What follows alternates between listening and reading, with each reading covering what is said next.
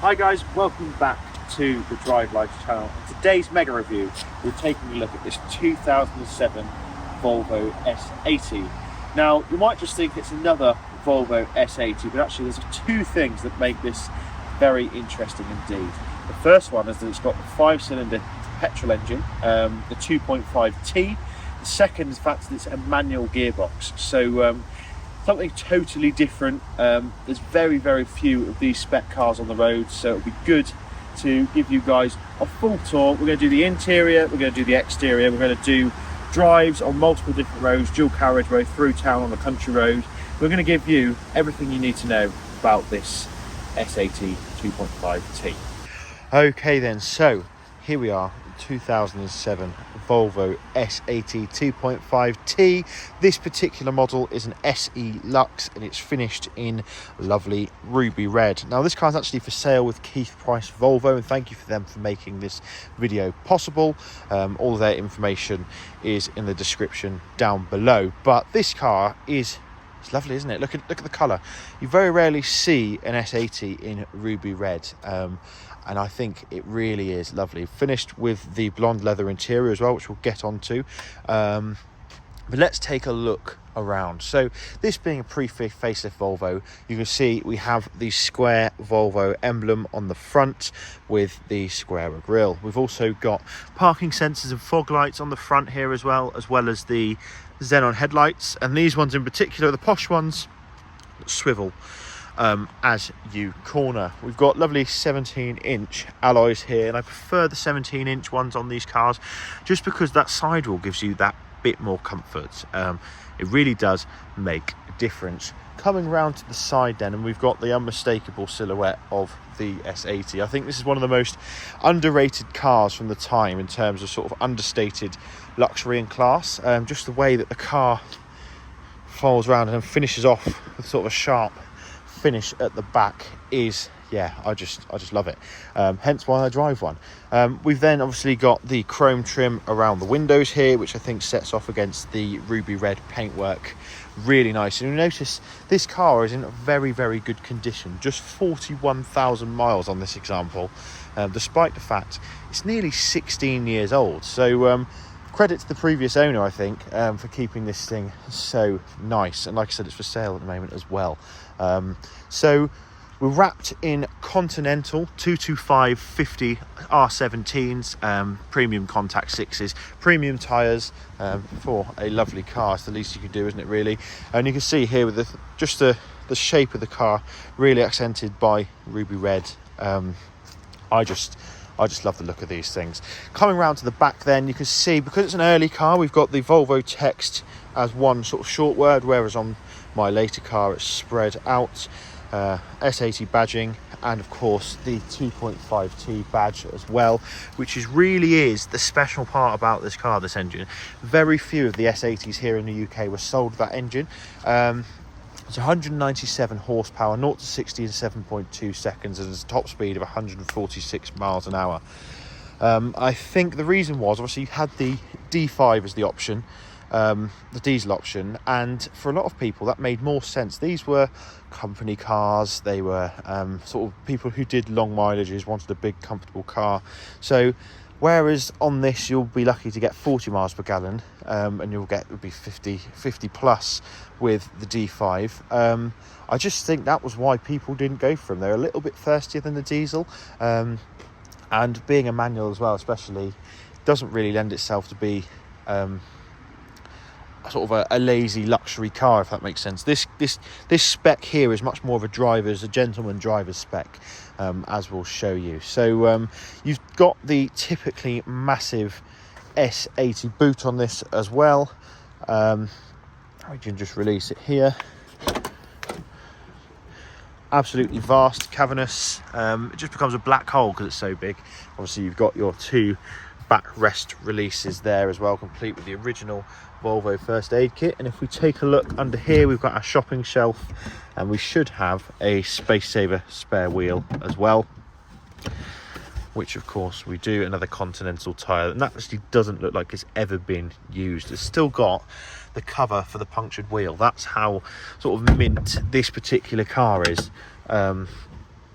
And yeah, just a lovely looking thing in this ruby red. I've been sort of quite taken by this colour. I didn't think I would like it as much as I do. Come around to this side then, more of the same. I always like, something I forget to mention, is the shark fin here. Just the way that the roof curves round with that shark's fin. It's quite a unique S80 feature that I quite like. So yeah, shall we take a look inside? Because you'll see that this lovely blonde leather really does make it a nice place to be. We've got our typical P3, early P3 Volvo key here, and again it's in, actually no, that's that's my key. Where's the key for this S80 here? So you can see they're absolutely identical. This one's in slightly better condition, of course. So let's take a look and see what we've got inside. So straight away you can see what I mean by this being the gentleman driver's car. You have the lovely walnut wood inlays here, which again are in impeccable condition here. The cream leather as well. I absolutely love Volvo's cream leather. There really is something about it. It's gorgeous. Here we've got our model designation here, 2.5T 200 PS SE Lux, which means you've got 2 electrically adjusted front seats, whereas normally you just get the one on Volvos. You've got a whole raft of features we'll go in a minute, but yeah, just look at that for a place to be.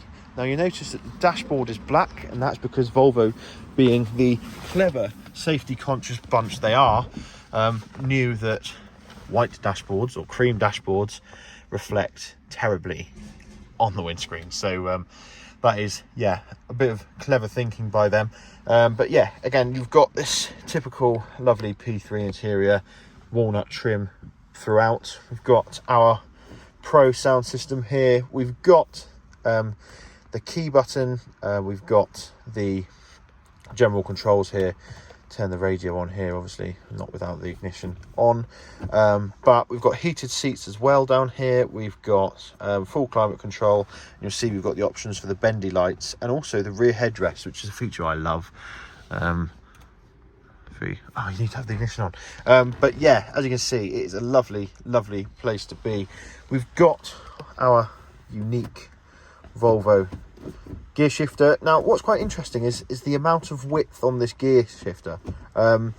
First and second feel like a long way away from the driver. Third, fourth are absolutely fine, and then you've got, if you're not careful, you can go into reverse, which you'll have a lockout when you're driving. But yeah, it's the first ever P3 Volvo I've driven that's a manual, so it's yeah, it's weird because everything seems so similar to my car, yet you have a manual gearbox, which is just, yeah, a little strange. But let's start her up so we can play with the thing. So clutch in to start it on this car. And there we go, nice and smooth. Now the thing with the petrol cars is that you don't even notice they're running. Their engines are so smooth and so quiet. You've obviously got cruise control here on the steering wheel and the radio controls as well, which is nice. There we go, there's the radio. So as you can see, we've got our, see if we can drop the headrest now. There we go, so they drop nicely, which is awesome. But yeah, as you can see, it's just a lovely place to be. Carrying on the center console, then we have obviously our 2 cup holders here, a little cubby here as well for some change, 12-volt socket there, which is handy, and then inside the armrest you have an auxiliary input as well, so you can play your music or what would have been your iPod at the time, back in 2007. Obviously on the door, passenger door here, we've got that lovely wood inlay as well as our window switches and lock switches there. So let's take a look in the rear seats now, and Mr. Giel has just arrived to demonstrate the legroom, which is perfect. So typical P3 legroom here. The door will hold itself open, and as you can see, there is plenty of room. Are you comfortable? Apart from I folded down the headrest, so just fold up the headrest. Yeah, you've got plenty of headroom there as well. A common complaint of the S80 when they first came out was that this sloping roofline meant that really tall people touch the head on seating. It's not something I've ever experienced, but yeah, as you can see, a lovely place to be at the back. I like these lighter carpets as well. They just make it seem a bit more classy, which is nice. Wood inlays again, door pockets. We've got obviously the window switches at the rear as well. Nice map pouch for here. And you can just imagine this car had an AA road lattice in one of those pockets at some point with a previous owner. It would be rude for it not to, wouldn't it? So we've also got our little coat hook up there as well. So pretty typical P3 Volvo in the back here. Nice, comfortable and spacious, as well as you've got the little cup holders here and the little cubby in there. So that is it for the general tour. Like I said, we've all seen these cars before. They're gorgeous cars. So shall we get it out on the road and see what it's like to drive with that manual gearbox?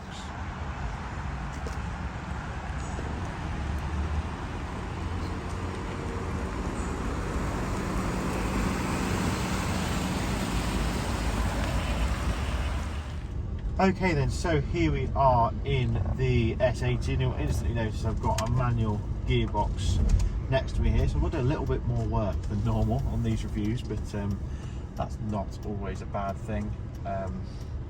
And yeah, instantly this petrol engine is so quiet, it gives it a much more serene feeling than my diesel D5. You almost don't even notice that you've got an engine running. Like I say, it could always get away with being electric cars. And we're going to put onto the can't even remember, the A40, the A449, one of these things at Big Benny, dual carriageway, and it'll be interesting to see how this car sounds when you boot it. Now obviously we've got it up to temperature, we're not going to floor this car when it's been when it's cold. And let's listen to that 5-cylinder petrol sing. Now this thing shifts. It really does shift. There's 70 miles an hour there. And you've got so many gears to go because it revs up to sort of 7,000 RPM. You've got so many gears, but as soon as you knock it down a gear, stick the cruise control on, suddenly it's tranquil and quiet. And the nice soft ride of the suspension here is brilliant as well. Sort of wafting along in supreme comfort, and honestly, yeah, it's just what I love about P3 Volvos in general. That longer wheelbase just gives you pure comfort, and this being such a low mileage example, just under 42,000 miles, is really is one of the best S80s you can buy. Let's see how it goes around a roundabout. And yeah, I mean this thing, you know, it's gonna do everything that you can throw at it. A little bit of body roll, but you'd expect that. This being the SE Lux doesn't have the harder side suspension. And let's just listen to those revs build up, but it's not too intrusive. Just a nice little reminder you have got a 5-cylinder petrol engine. It's third gear pull, we're up to 70. Into 6th gear, cruising along, 2,500 RPM at 70 miles an hour, and just settle back into your seat and sit on this road now for the next 10 hours. You can quite happily do that. This car in particular, like I said, first was an issue with the 2.5. I think that's what put a lot of people off. People who perhaps weren't into driving, just wanted a nice big comfortable car. Now we're currently getting at 70 miles an hour 25 mpg. Well, going slightly uphill, so it's not really fair. We're averaging 30.3 so far today, which for a little bit of town driving and then a couple of blasts up a dual carriageway is pretty good. I think we can probably easily get a solid 34, 35 mpg without much real effort in this car on a long motorway journey. But yeah, it's just exceptionally comfortable. How's it in the back? Very comfortable, actually. Is it? Yeah. Nice visibility as well. Well, that's it, isn't it? And I think the the light interior really does make a difference. Obviously you've got the light headlining as well, but it just feels like a nice, comfortable place to be. And I know I go on about it, but the walnut trim with the cream interior is just something I love. It is. It reminds me of like a gentleman's club or something. It's just sort of that class that you don't find in a lot of other cars.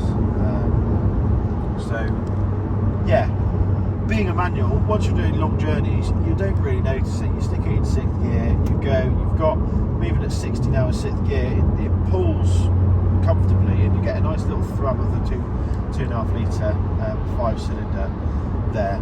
Like I said, it's not intrusive. And if we come off here, we'll take you on a slightly sort of, well, it's a faster A road for a brief period, and then it's sort of just comfortable country road driving. And you'll see that this thing is actually really good fun to drive. It's an ideal choice to someone who wants a really comfortable car, but also likes to do a bit of driving themselves, likes to stir the pot, as it were, with the manual transmission. And you can hear as you blip the throttle downshift, you just get a nice little reminder of the 2.5 under the bonnet in front of you.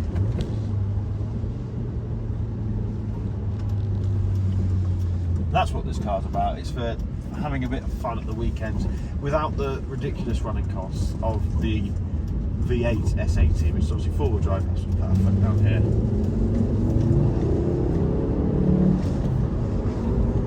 Yeah, this is. You can have a lot of fun with this car, and I mean you can do illegal speeds fairly quickly, but it's not the sort of car where you feel like you need to be doing over the speed limit to have fun. I think because the weight of it is particularly fun just to drive around at sort of the speed limit on those sorts of roads. But yeah, going back to running costs, this is far cheaper to run than a V8 S80. I mean, you're going to get 10 more miles per gallon without fail, probably 50% increase, which is always nice. But also, it's only £395 a year to tax, compared to, well, actually I think it's the same for the S80 actually nowadays, because a lot of the V8 S80s were built before the higher tax bracket. The later ones, they're 600 plus a year to tax, whereas this stays underneath that, despite being, say, a 57. No, I'm talking rubbish. It's actually the V8 is the expensive one to tax. This is the cheaper option, and I can see why you go for it, especially if we get people in this country who are very anti-diesel, and this is, there's a parking sensor going off as the person came past there. This is an ideal opportunity for people to drive a big company car without having to drive diesel. Also, it's ULEZ compliant, so if you're someone who works or drives into London regularly, for example, for me, I work in Surrey. I do a 350 mile round trip every week, and it's very close to the ULEZ zone. So if I was going into the ULEZ zone, this would be an ideal vehicle. You could probably get, yeah, like I said, 35, 36 miles per gallon on the motorway down there. You could probably get more if you try and hypermile it, I would have thought. Yet, you're exempt from ULEZ charges, so you can drive around wherever you want to without being penalised for having a polluting car. And yeah, it's ideal for people who perhaps live on the outskirts of London, as well as, of course, people who want to have a bit of fun on a road like this. Unfortunately, it's only 40 mile an hour zone, but even at this speed, it's comfortable, it's engaging. You can change up into 5th, it will purr along quite nicely, and you often forget, especially because I'm so used to driving an automatic S80, that it is a manual, and then you can just lean it into a corner, get the throttle right and the gear right, and just power out if you fancy it. But yeah, it's a lovely car. I've been quite surprised with the torque and the shove from this 2.5 litre engine. I thought perhaps it would be a little flat, if I'm honest, because obviously you had the T6 engine as well. which was sort of the one people did go for if they were going to go for petrol. But this is quite a nice little racy engine. It's a detuned version of the T5 engine, which was used in the Ford Focus ST and RSs at the time. It was used in the T5 V70s. The police cars used it. Yeah, it was sort of the really popular engine at the time. And this thing, because it's that detuned version, you're likely to get slightly more reliability as well. They're going to last, these engines, and they're fairly low stress engines as well, so you get far less component wear. Nothing you do is going to exceed the limits of this engine, which is quite a nice feeling to have. It's what I like about P3 Volvos. They were very sort of, they could have been turned up to 11, but actually they were turned up to sort of 7 or 8 to make them last those 300, 400,000 miles. But yeah, no, so just cruising through here, like I said, even through town, over potholes, manhole covers, etc. You're not bashed around. There's no crashing. It's all very sophisticated and smooth, and it's just, yeah, a very, very nice place to be. Very typical S80, which is why I absolutely love these cars. I'm getting more and more used to the manual transmission here, and like I said, it's nice and easy. It's a very light clutch, and it's a very light change as well. I think if there was one criticism I'd have, it's like I'd probably like a little bit more feel through the gear knob here.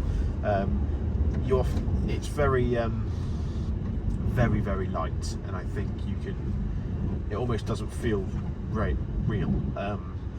Oh, there's a big bit of tree in the road there, so I'm going to go around that, as it's not my car. I'd probably drive straight over it if it was my car, but I don't think Adrian at Keith Price would be very happy if I dragged half an elm tree home with me. But yeah, it's just, it's very relaxing. Even the branch in the road didn't stress me out in this car. Just nice and relaxed, and it does everything so well. You've obviously got Isofix in the back, so it's an ideal family car. Nice big boot. This would be a perfect car for driving to the airport in, because you've got such a large boot for suitcases, yet you've got such comfort. And let's be honest, everyone seems to have to drive at least 2 hours to the nearest airport, everyone I know anyway. And at about 3 in the morning. And it's always at 3 in the morning. You've got the lovely xenon headlights, the bendy headlights, that means you can see. And actually, there's a funny story we've got, haven't we, in our S80. We were driving, when we drove to the Arctic Circle in our S80, we were driving along the M40. It was probably 2 o'clock in the morning, wasn't it? Oh, this was me, wasn't it? This was you driving, wasn't it? And yeah. It was sheer luck, but we suddenly saw a badger walking across into lane 1, and I still to this day don't know how we didn't hit it. Because it must have been so close. There's nothing you could do about it. Like, it just came out and it was just there. Yeah, but I think with these bendy headlights and the xenons, we probably would have seen it earlier, because they're better headlights. Yeah. But your headlights aren't very good, on yours? No, I've got the halogens on my S80, and they do leave a lot to be desired. But you know, it's how you make memories with cars, isn't it? The time you almost wrote it off hitting a badger on your way to Sweden. That would have really messed up the trip. It would, wouldn't it? Before we'd even left the country. I think that was the closest we came to crashing in the whole trip, despite driving in like minus 36 on ice roads. Apart from when the moose came out as well. It was reindeer, wasn't it? On the way back. But yeah, no, these cars are just, they're built for doing long road trips like that, making memories. I think that's one of the reasons we love our one so much, isn't it? That it will just do everything you ever throw at it. This will tow, I think this particular one's 1,700 kilos, which is, you know, a nice sized caravan as well, if you wanted one of those, if you're a caravaner. But also tow trailers if you need to.